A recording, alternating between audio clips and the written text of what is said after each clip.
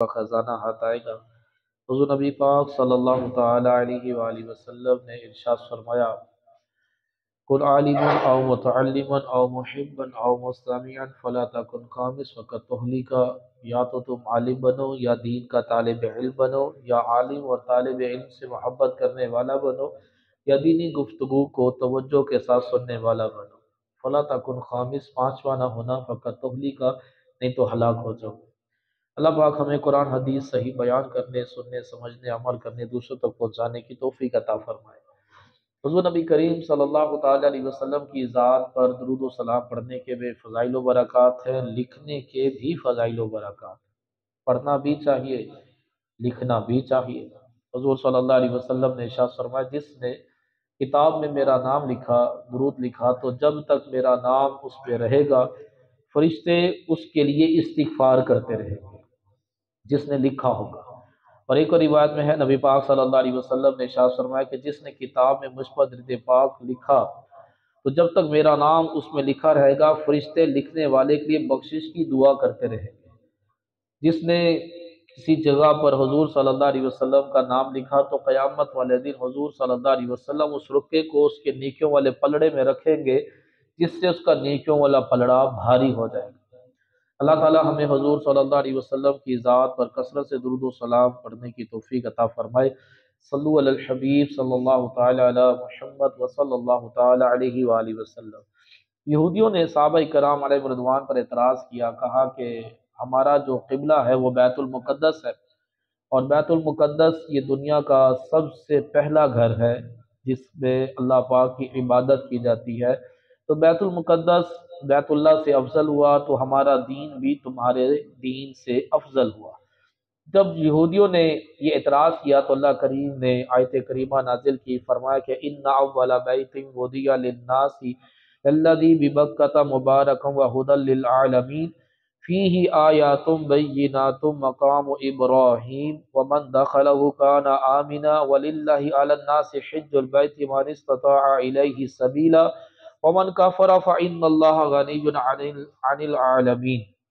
اللہ پاک نے ارشاد فرمایا کہ بے شک ان اول بیت، بے شک پہلا گھر جو لوگوں کے لیے بنایا گیا وہ مکہ میں ہے، وہ بیت اللہ ہے، مبارکہ برکت والا ہے، ہدی للعالمین سارے جہان میں اس کے لیے، یہ سارے جہان کے لیے ہدایت والا بنایا گیا۔ فیہ آیات، اس کے اندر نشانی ہے، کیا ہے؟ مقام ابراہیم، ومن داخلہ، جو اس میں داخل ہوا، کان آمنا، وہ امن میں آ جاتا ہے۔ تو اس گھر کا حج جو ہے وہ فرض کیا گیا جو اس کی طرف آنے کی استطاعت رکھتا ہو۔ ومن کفر، تو جو انکار کرے، فإن اللہ غنی عن العالمین، تو اللہ پاک بے پرواہ ہے۔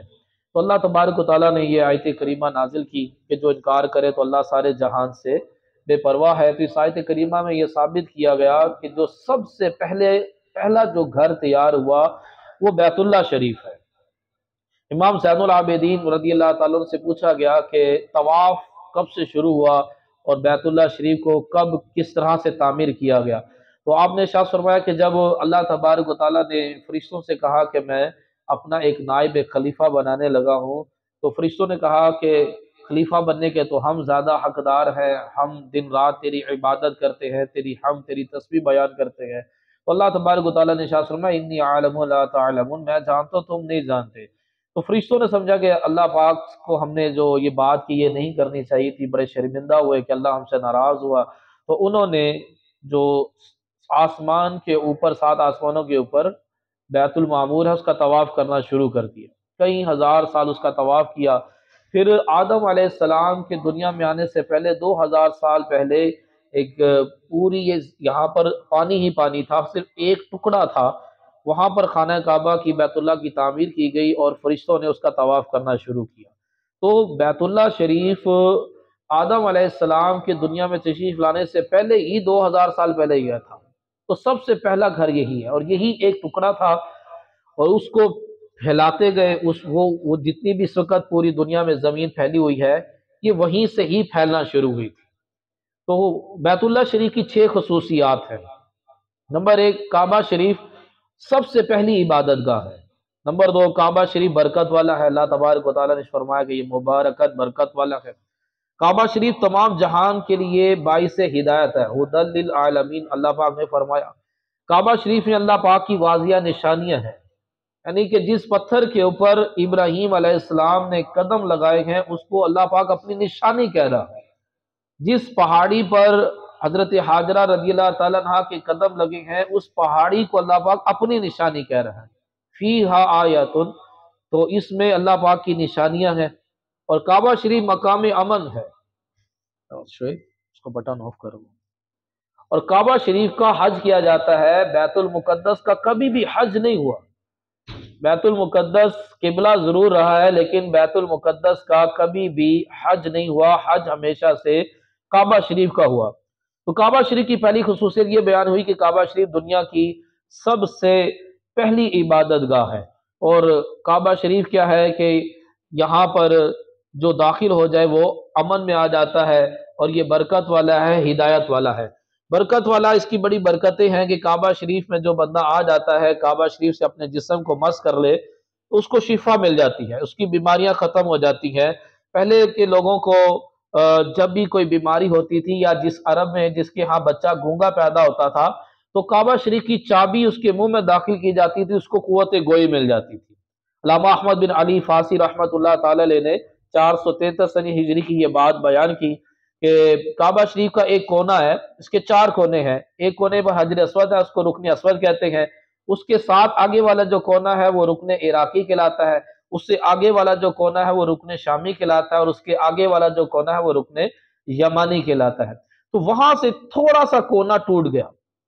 اب جب وہ تھوڑا سا کونا ٹوٹ گیا، لوگوں کی اس کی طرف کوئی توجہ نہ ہوئی، لہذا اس کی مرمت بھی نہ ہو سکی، تو پتھر کا اتنا سا چھوٹا ٹکڑا کعبہ شریف سے جدا ہونے کی نحوست یہ ہوئی کہ مکہ مکرمہ میں بیماری پھیل گئی، آئے دن لوگ مرنے لگے، جو بھی اس بیماری کا شکار ہوتا تو 3 دن کے اندر اندر موت کے گھاٹ اتر جاتا۔ اسی طرح کسی نیک بندے کو خواب کے ذریعے معاملہ سے آگاہ کیا گیا، چنانچہ وہ ٹکڑا ڈھونڈ کر واپس دیوار کعبہ کے ساتھ لگایا گیا تو بیماری ختم ہو گئی۔ تو اللہ پاک ہمیں بھی کعبہ شریف کی عزت کرنے، ادب و احترام کرنے کے ساتھ کعبہ شریف کو دیکھنے، اس سے برکتیں لینے، غلاف کعبہ کے ساتھ جھوم کر لپٹنے اور باب کعبہ کو بوسہ دینے اور اس سے لپٹ کر خوب دعائیں کرنے کی توفیق عطا فرمائے۔ کاش کعبہ شریف کی برکت سے ہمیں جسمانی بیماریوں اور اس کے ساتھ ساتھ گناہ کے امراض سے بھی شفا نصیب ہو جائے۔ کوئی بھی پرندہ جب بیمار ہوتا ہے تو وہ آ کر کعبے کے ساتھ اپنے آپ کو مس کرتا ہے تو اس کی بیماری جو ہے وہ ختم ہو جاتی ہے۔ نبی کریم صلی اللہ تعالی علیہ وسلم نے ارشاد فرمایا کہ کعبہ شریف جو ہے وہ پہلی رات کی دلہن کی طرح سجا ہوا قیامت والے دن میدان معاشر میں آئے گا، اور طواف کرنے والے، اس کی زیارت کرنے والے اس کے غلاف کے ساتھ لپٹے ہوئے ہوں گے، اور وہ پل صراط کو پار کر کر جنت کے اندر داخل ہو جائیں گے۔ تو کعبہ شریف کے اندر بیان کیا گیا اس کے اندر واضح نشانیاں ہیں، فیہ آیات بینات مقام و ابراہیم، اس میں کھلی نشانی ہے کہ ابراہیم علیہ السلام کے کھڑے ہونے کی جگہ، یہ پتھر ایک جنتی پتھر ہے، اس پتھر کے اوپر کھڑے ہو کر ابراہیم علیہ السلام نے کعبے کی تعمیر کی، اور یہ اونچا بھی ہو جاتا تھا اور نیچے بھی ہو جاتا تھا۔ اس پتھر کے اوپر ابراہیم علیہ السلام نے 3 مرتبہ اپنے قدم رکھے ہیں۔ ایک مرتبہ جب اس کی تعمیر کرنی تھی، اور دوسری مرتبہ جب آپ اسماعیل علیہ السلام سے ملنے کے لیے آئے تھے تو اسی پتھر کے اوپر آپ کے قدم رکھ کر اسماعیل علیہ السلام کی بیوی نے آپ کے قدموں کو دھویا تھا۔ 3 مرتبہ آپ نے اس پتھر کے اوپر اپنے قدم رکھے ہیں۔ تو اس پتھر کی دیکھیں، یہ پتھر اور پتھروں کی طرح نہیں ہے کیونکہ اس کے اوپر نبی کے قدم لگ گئے، تو اللہ تبارک و تعالیٰ نے ارشاد فرمایا وَاتَّخِذُوا مِن مَقَامِ إِبْرَاهِيمَ مُصَلًّى، کہ مقام ابراہیم کو جائے نماز بنا لو، یعنی اس کے قریب نماز پڑھو تو اس پتھر کی برکتیں ملیں گی۔ تو یہ ہزاروں سال گزرنے کے باوجود آج بھی اس پتھر کے اوپر ابراہیم علیہ السلام کے قدموں کے نشان ہیں۔ اور مزید نشانیاں کیا ہیں کہ اسی کے قریب زمزم ہے، آب زمزم، جو دنیا کا ایک بہترین پانی ہے، جس میں نہ تو کبھی بدبو آتی ہے اور نہ ہی یہ خراب ہوتا ہے، اور دنیا کا بہترین پانی، اور ابھی تک یہ کنواں خشک ہونے کا نام نہیں لیتا، اور یہ بہت بڑی اللہ پاک کی نشانی ہے۔ پھر اس کے قریب ہی صفا مروہ ہے، صفا مروہ کو بھی اللہ پاک نے اپنی نشانی قرار دیا۔ صفا مروہ کے قریب ہی نبی پاک صلی اللہ تعالی علیہ وسلم کی جائے ولادت ہے۔ پھر ایک پتھر حجر اسود ہے، یہ بھی اللہ کی نشانی میں سے ایک نشانی ہے، یہ بھی جنتی پتھر ہے۔ یہ حضور نے فرمایا اس کی دو آنکھیں ہوں گی اور اس کی زبان ہوگی، قیامت والے دن یہ ان لوگوں کو پہچان لے گا جنہوں نے اس کا استعلام کیا ہوگا۔ تو جس نے ایمان کی حالت میں اس کا استعلام کیا یہ اس کے ایمان کی گواہی دے گا، جس نے کفر کی حالت میں اس کا استعلام کیا تو یہ پتھر اس کے کفر کی گواہی دے گا اور اس کا نام اور اس کے باپ کا نام لے گا، یعنی کہ اس پتھر کا علم دیکھے کتنا زیادہ ہے۔ پھر پانچویں بات بیان ہوئی کہ من داخلہ کان آمنا، کہ جو اس میں داخل ہوا وہ امن والا ہو گیا۔ علماء کرام فرماتے ہیں جو بندہ کعبہ شریف میں داخل ہوا اس کے امن میں آنے کی مختلف صورتیں ہیں۔ اس کی ایک صورت تو یہ ہے کہ جو خوش نصیب نیکی کی نیت سے حج یا عمرہ وغیرہ کرنے کے لیے حرم پاک میں پہنچ جاتا ہے، روز قیامت وہ عذاب سے امن میں رہے گا۔ حدیث پاک میں ہے سرکار علی وقار صلی اللہ علیہ وسلم نے فرمایا جو حرم پاک میں آ جاتا ہے اسے نیکیاں ملتی ہیں اور اس کی برائیاں دور کر دی جاتی ہیں اور اسے بخش دیا جاتا ہے۔ سبحان اللہ۔ قاضی ایاز مالکی رحمت اللہ تعالی علیہ شفا شریف میں لکھتے ہیں کہ ایک مرتبہ سودان خولانی کے پاس کچھ لوگ آئے اور بتایا کہ فلاں قبیلے نے ایک شخص کو قتل کیا، قتل کرنے کے بعد اس کی لاش کو آگ لگائی لیکن اس کا تو بال برابر بھی نہ جلا، تو فرمایا کہ اس کے اوپر آگ اثر نہیں کرے گی۔ وہ سفید رنگ کا وہ شخص تھا، آگ لگنے پر اس کا جسم کالا ہو جانا چاہیے تھا، ایسا کچھ بھی نہیں ہوا۔ تو سعدو خولانی رحمت اللہ تعالی نے یہ بات سن کر کہا کہ اس مرنے والے نے 3 مرتبہ حج کیا تھا۔ جب بندہ پہلا حج کرتا ہے تو وہ فرض ادا کر لیتا ہے، جب دوسرا حج کرتا ہے تو اللہ پاک کو قرضہ دیتا ہے، اور جب وہ تیسرا حج کرتا ہے تو اس کے جسم اور جسم پر اگنے والے بالوں کو جہنم پر حرام فرما دیتا ہے۔ تو جس نے 3 حج کیے ہوں تو اس کے جسم پر اور جسم پر اگنے والے بالوں پر جہنم کی آگ حرام ہو جاتی ہے۔ تو جس کے جسم پر جہنم کی آگ اثر نہیں کرے گی دنیا کی آگ کیا اثر کرے؟ تو جو حرم پاک میں داخل ہوا وہ امن میں آ گیا۔ امن سے مراد یہ ہے نبی پاک حضرت سیدنا حضرت داؤد علیہ السلام نے اللہ پاک کی بارگاہ میں عرض کی کہ باری تعالیٰ جو شخص کعبہ شریف کی زیارت کے لیے آئے تو اس کو تو کیا انعام دے گا؟ اللہ پاک نے ارشاد فرمایا کہ جب تک وہ دنیا میں رہے گا تو اسے عافیت دوں گا اور جب قیامت والے دن میرے پاس آئے گا تو میں اسے بخش دوں گا۔ تو یعنی کہ جو حرم پاک میں داخل ہوا وہ امن میں آ گیا، یعنی کہ دنیا میں بھی وہ امن و امان کی زندگی گزارے گا، عافیت کی زندگی گزارے گا، اور قیامت والے دن جو رب تعالیٰ عز و جل کی بارگاہ میں حاضر ہوگا تو اللہ تبارک و تعالیٰ اس کی بخشش فرما دے گا۔ مکہ پاک میں مرنے کی فضیلت بھی بڑی ہے۔ حضور نے فرمایا جو مدینے میں مرے یا مکے میں مرے قیامت والے دن میں اس کی شفاعت کروں گا۔ جو مکے مدینے کی گرمی کو برداشت کرے، اس کی دھوپ کو برداشت کرے، اس پر صبر کرے تو اللہ تبارک و تعالیٰ اس کی بخشش فرما دے گا۔ تو پیارے اسلامیو، حرم پاک میں داخل ہونے والا امن میں آ جاتا ہے۔ اس کی ایک صورت علماء نے یہ بھی لکھی ہے کہ جو خوش نصیب حرم پاک میں داخل ہو جاتا ہے اللہ پاک مخلوق کے دل میں اس کے لیے شفقت رکھ دیتا ہے، مخلوق اس سے نرمی کے ساتھ پیش آتی ہے، یہاں تک کہ اگر شکار کرنے والا جانور کسی دوسرے جانور مثلا شیر ہرن پر حملہ کر رہا ہو اور وہ جانور دوڑ کر حدود حرم میں پہنچ جائے تو شکاری جانور اسے چھوڑ دیتا ہے، اس پر حملہ نہیں کرتا۔ اسی طرح جو یہاں آ کر پناہ لیتا ہے اللہ پاک اسے پناہ عطا فرما دیتا ہے۔ حضرت خویطب رضی اللہ تعالیٰ عنہ فرماتے ہیں دور جاہلیت کی بات ہے، میں کعبہ شریف کے قریب بیٹھا تھا، اتنے میں ایک عورت وہاں آئی، اس کا شوہر اس پر ظلم کر رہا تھا۔ عورت نے اپنے شوہر کے خلاف کعبہ شریف کے وسیلے سے پناہ مانگی، مگر شوہر کو اب بھی حیا نہ آئی، تو اس نے جیسے ہی عورت کی طرف ہاتھ بڑھایا تو اس کے شوہر کا ہاتھ شل یعنی کہ بے جان ہو گیا۔ تو معلوم ہوا کہ جو بندہ کعبہ شریف کے قرب میں آ کر پناہ مانگے اسے پناہ دی جاتی ہے۔ تو کعبہ شریف کی چھٹی خصوصیت یہ ہے کہ حج صرف اور صرف بیت اللہ کا کیا گیا ہے، بیت المقدس کا حج جو ہے وہ نہیں کیا گیا۔ آدم علیہ السلام کو بر صغیر میں آپ اترے تھے، تو لکھا ہے کتابوں کے اندر آدم علیہ السلام بر صغیر سے مکہ مکرمہ 1000 مرتبہ گئے، پیدل 1000 مرتبہ۔ لوگوں کا ایک عشق ہوتا تھا، ایک شوق، ایک جنون ہوتا تھا۔ امام حسن رضی اللہ تعالیٰ عنہ کئی بار حج کیا، لیکن ایک بار آپ کے ذہن میں آیا کہ میں سواری پر کیوں جاتا ہوں، تو آپ نے 20 مرتبہ مدینہ منورہ سے مکہ مکرمہ پیدل آپ حج کے لیے روانہ ہوئے۔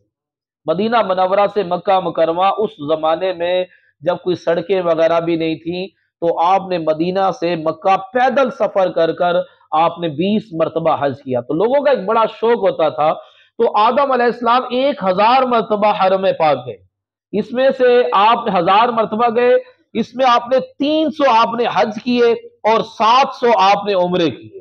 حضرت آدم علیہ السلام نے، نوح علیہ السلام نے بھی حج کیا، اور حضرت صالح علیہ السلام، شعیب علیہ السلام اور دیگر انبیاء کرام نے بھی حج کیا۔ اور یہاں تک کتابوں میں لکھا ہے کہ ایک نبی کسی قوم کی طرف مبعوث کیا جاتا تھا اور نبی تبلیغ کرتا رہا، لیکن وہ قوم جب ہدایت کو نہیں اپناتی تھی تو اس قوم کو تباہ و برباد کر دیا جاتا تھا، ہلاک کر دیا جاتا تھا۔ تو جب جس نبی کی قوم تباہ ہو جاتی تھی، عذاب نازل ہوتا تھا، پھر وہ نبی حرم پاک آ جاتے تھے اور اپنی بقیہ زندگی حرم پاک میں گزارتے تھے، وہیں پر عبادت میں گزار دیتے تھے۔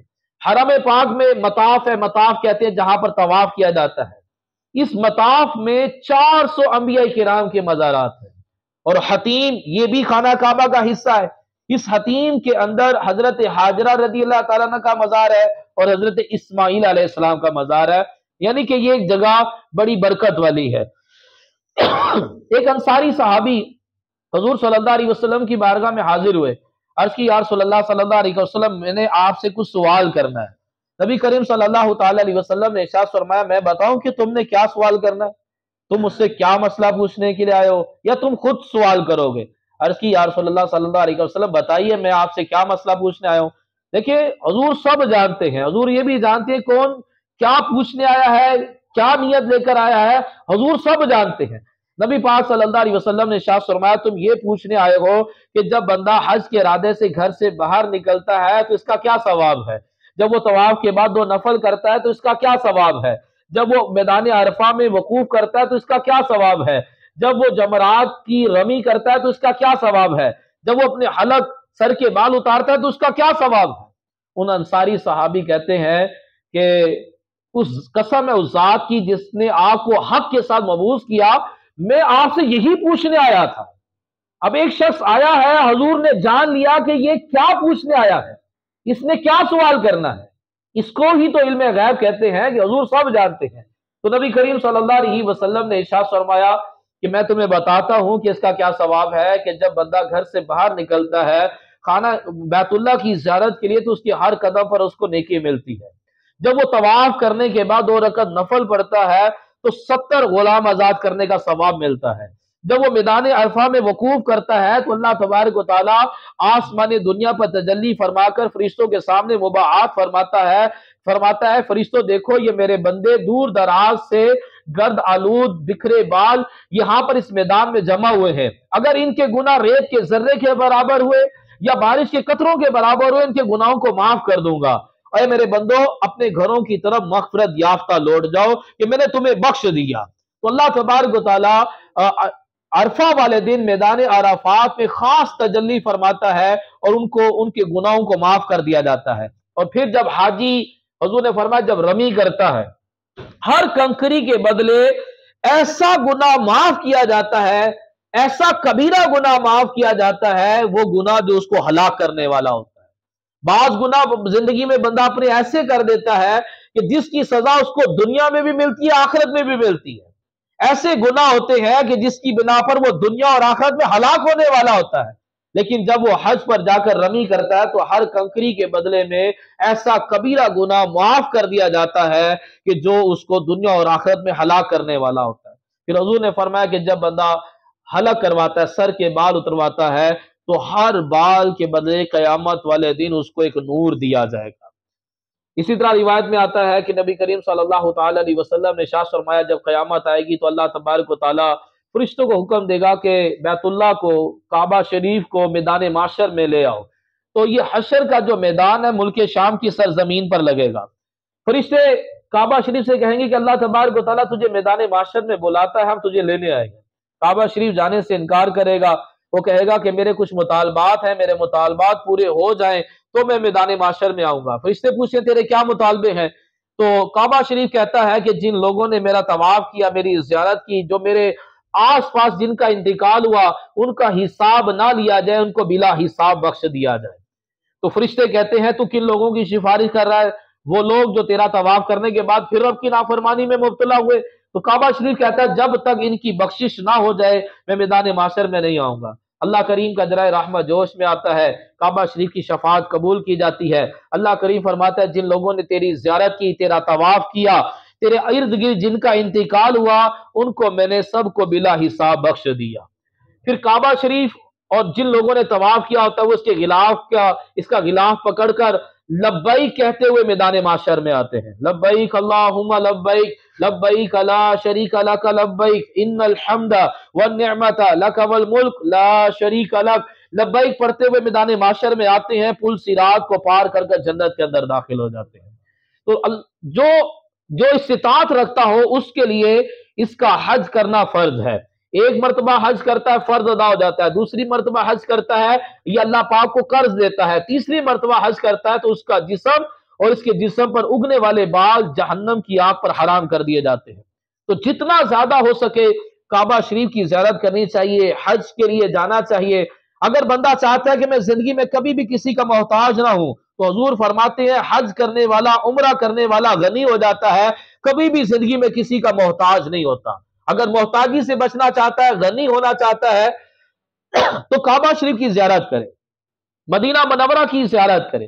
حضور صلی اللہ علیہ وسلم نے ارشاد فرمایا جو گھر سے صرف اس لیے نکلا کہ میری روزے کی زیارت کے لیے آ رہا ہے تو فرمایا کہ قیامت والے دن اس کی شفاعت کرنا مجھ پر واجب ہو جائے گا۔ فرمایا من زارا قبری وجب لہو شفاعتی، فرمایا جس نے میری قبر انور کی زیارت کی تو اس پر میری شفاعت واجب ہوگی۔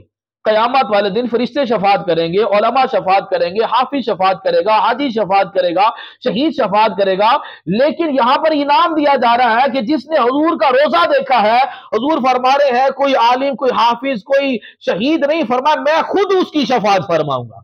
کتنا بڑا انعام ہے۔ اور فرمایا کہ جو گھر سے صرف اس لیے نکلا، کوئی تجارت، کوئی اور غرض نہیں ہے، صرف میرے روزے کی زیارت کے لیے آ رہا ہے، فرمایا قیامت والے دن وہ عذاب سے میرے امان میں آ جائے گا، وہ میری امان کے اندر آ جائے گا۔ تو میرے محترم اسلام بھائیوں، اپنی زندگی میں کعبہ شریف دیکھ لینا، مدینہ شریف دیکھ لینا، یہ دنیا اور آخرت کے حوالے سے بڑے انعام و اکرام کی اس پر بارشیں ہوتی ہیں۔ اور جس پر حج فرض ہو جائے اور وہ حج نہ کرے تو حضور نے فرمایا کہ اللہ پاک کو اس چیز کی پرواہ نہیں ہے، بھلے وہ یہودی ہو کر مرے، بھلے وہ عیسائی ہو کر مرے۔ میرے شیخ طریقت امیر اللہ سنت فرماتے ہیں لندن اور پیرس کے سپنے چھوڑ دے، بس مدینے ہی سے رشتہ جوڑ لے، کہ جا کر اگر مکہ مدینہ دیکھ لیتے ہو تو غنی بھی ہو جاؤ گے، گناہوں سے پاک اور صاف بھی ہو جاؤ گے، شفاعت بھی ملے گی، مغفرت بھی ملے گی، محتاجی سے بھی بچ جائے گا۔ لندن اور پیرس دیکھنے سے ڈالر اور پاؤنڈ تو ضرور مل جائیں گے، لیکن دنیا میں امن و امان اس چیز کی گارنٹی نہیں ہے، مرنے کے بعد شفاعت کی گارنٹی نہیں ہے، مرنے کے بعد بخشش و مغفرت کی گارنٹی نہیں ہے، لیکن یہاں پر تو مغفرت کی بھی گارنٹی دی جا رہی ہے، شفاعت کی بھی گارنٹی دی جا رہی ہے، امن و امان کی بھی گارنٹی دی جا رہی ہے، شفاعت کی، بخشش کی بھی گارنٹی دی جا رہی ہے کہ یہ وہ جگہ ہے کہ جہاں پر جانے سے بندے کو دنیا میں بھی امان مل جاتا ہے، قیامت والے دن عذاب سے بھی امان مل جاتا ہے۔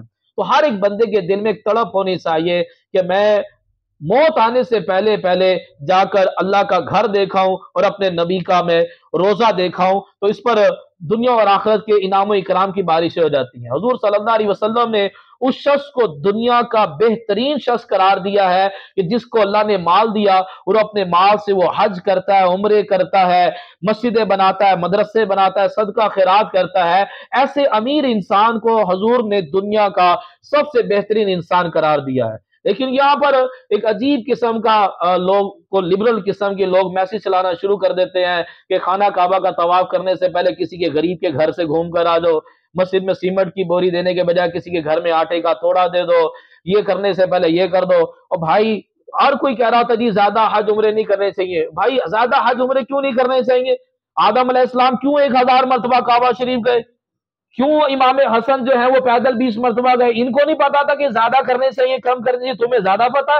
اچھا جب حج کا موقع آتا ہے تو تمہیں غریب یاد آ جاتے ہیں، جب نیو ایئر نائٹ آتی ہے تب تمہیں غریب کیوں نہیں یاد آتے؟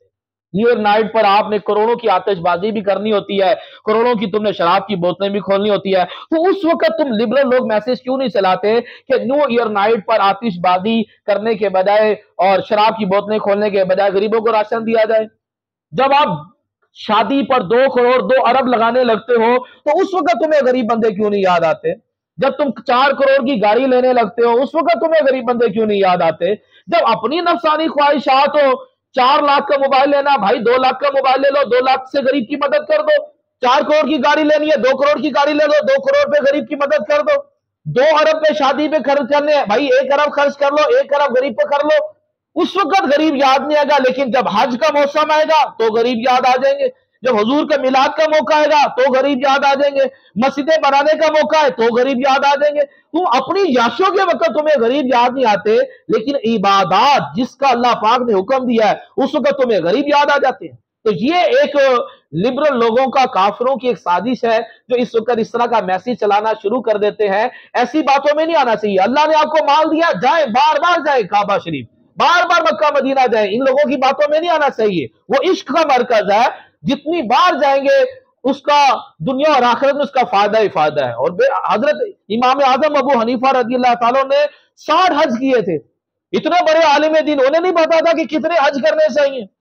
تو یہ ایک ہمارے عشق کا مرکز ہے، ایسے لوگوں کی بالکل باتوں میں نہیں آنا چاہیے جو لوگ کہتے ہیں کہ جی غریب کی بس مدد کریں، آپ خانہ کعبہ کا طواف کرنے کے بجائے کسی غریب کے گھر پر چکر لگا کر آ جائیں، یہ سب بکواسات ہیں۔ ہمیں غریب کی بھی مدد کریں، لیکن اپنا جو عشق کا مرکز ہے وہ ہمیں نہیں چھوڑنا چاہیے۔ اللہ پاک ہمیں اپنی زندگی میں بار بار مکہ مدینہ دیکھنے کی توفیق عطا فرمائے اور ایمان و عافیت کے ساتھ مدینے کی گلی میں شہادت کی موت عطا فرمائے۔ آخر میں ایک مسئلہ سماعت فرمائے اور شرعی ایک وظیفہ بھی سماعت کر لیں۔